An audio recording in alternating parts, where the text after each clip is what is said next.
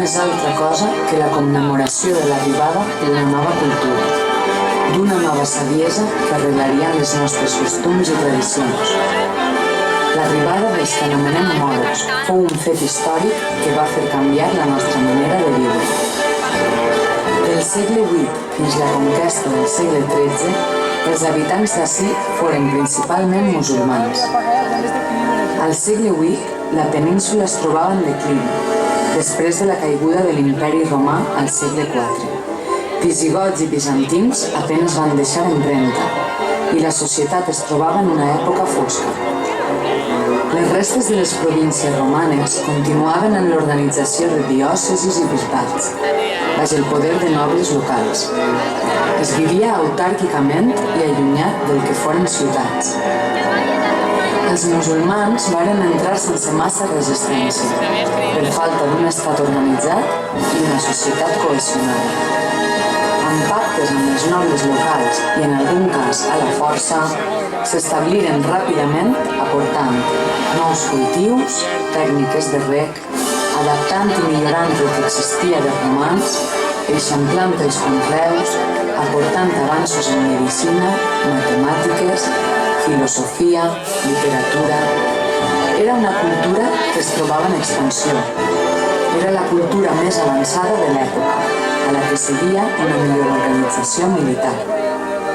Però l'acte és un acte que es desenvolupa a la vora de la mar i representa també els records de les incursions berberesques dels pirates al segle XVI.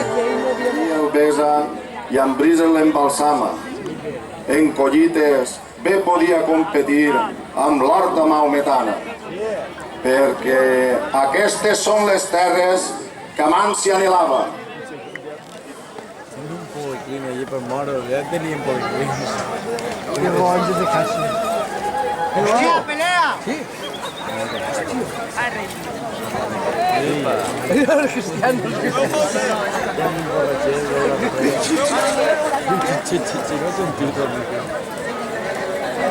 Y una forma fútbol, entre guerra y guerra, fútbol. Como playa.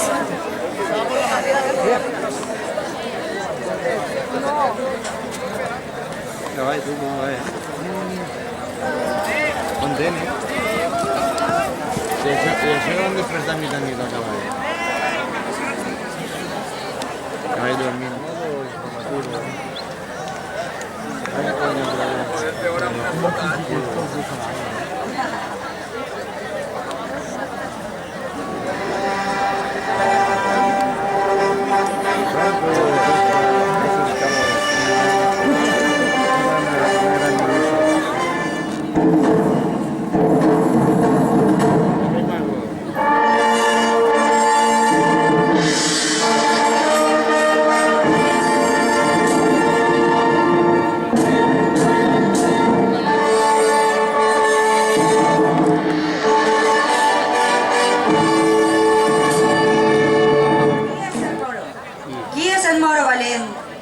s'ha atrevit, burlant la guàrdia, a arribar així fins les portes d'aquest inexpugnable alcàsser?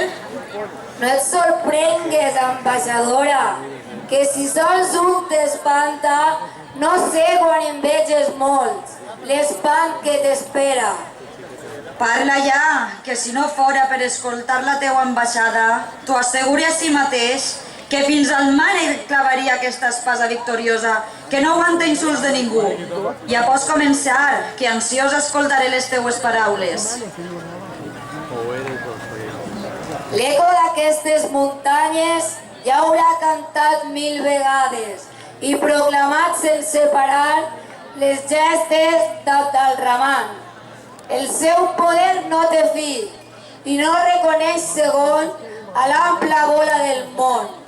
La seva glòria és immortal i front a la triomfal bandera que Abdalrahman avui enarbora, tot humilia com una ona de tempestes salvatges i feroç, i als seus peus governadors, privats i generals postren els seus pits lleials i els seus braços guerrers.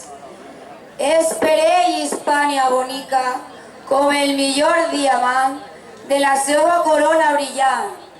És el seu llumener i el seu estel. Així ha escoltat colèric que aquestes terres senceres trepitgen les teues banderes i el seu poder sense igual. T'intime, amb enteresa, que entregues la fortalesa sense cap dilació. Per això proclame així: aquesta plaça ha de ser nostra. Si voleu que siga vostra, hauré de guanyar-me a mi. Però jo, no volent per clemència, vull impedir la vostra resistència.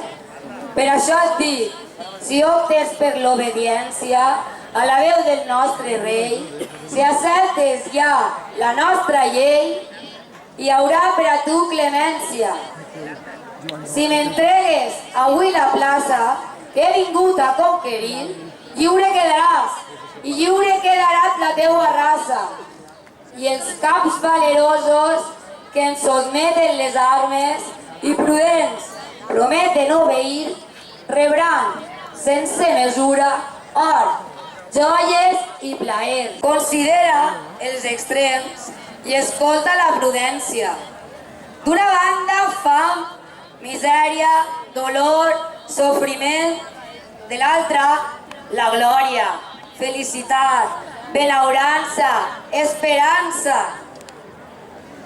Gràcies a Déu que has callat. Escoltant les teues pretensions desencertades i faltes de raons, no sé com ha esclatat el foc de les meves passions. Per Crist, quina arrogància! Pensar que avui, acovardits per aquella incorrecta vanaglòria, els meus valerosos soldats pedrien la seva excel·lència.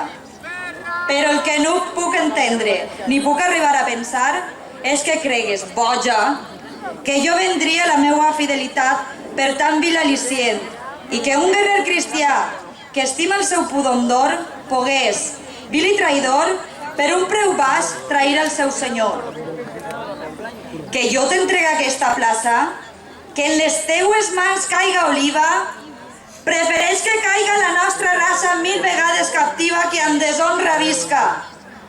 He donat la meva paraula fidel de ser una valenta guerrera i abans d'entregar la plaça, en batalla vull que caiga el meu cos mortal. T'atrevixes a demanar una minva de l'honor? T'ho repeteix, abans 1000 vegades morir que trair el sentir del cristià i del seu honor. El nostre valor abrivat lluitarà enfortit per Déu i les nostres mans empunyaran l'espasa i els pits ho posarem amb indomable valor. Sense trair el nostre honor, a tots guanyarem, entén-ho bé. Res no covardeix el cristià si l'auxili sobirà de Déu sentim en lluita contra l'enemic. Si provoques batalla i ens crides a la guerra, no cregues que tenim por, ni cregues que els meus soldats valents s'amagaran darrere dels murs.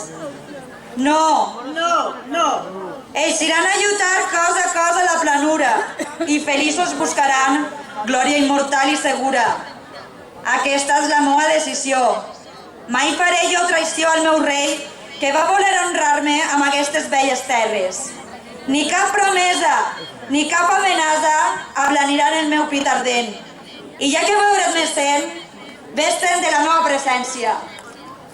Muslims, venjança i guerra! En nom de Crist!